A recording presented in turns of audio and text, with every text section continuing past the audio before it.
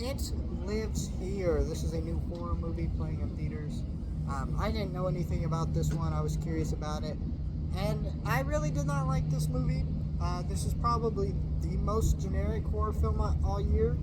I thought that title would be The Nun or The Exorcist Believer. I'm assuming I haven't seen that movie. It comes out next week. We'll see. But I was just not happy with this movie. In the sense I was just bored. This movie was basically had the same plot of the Boogeyman. You got this creature that's like chasing this girl. At least the Boogeyman had better performances and more to it.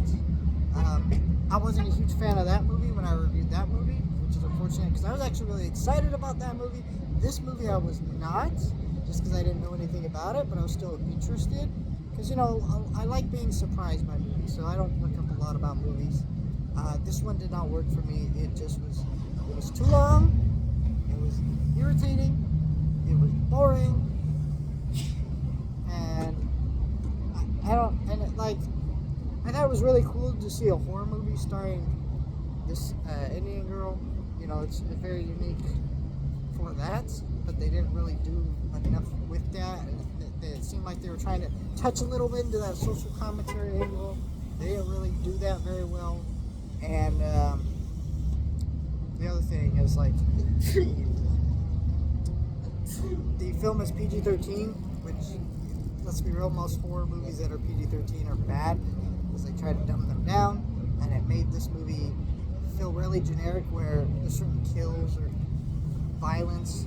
Could have been a lot more in the film and actually done a lot more with it, but they really didn't do that, which sucks. So yeah, I'm not a fan of this movie. Don't waste your time with it. You'll get more out of The Nun than this movie, and I wasn't a big fan of that either. Honestly, if you want to know the best horror movie to check out in theaters right now, probably Saw this weekend.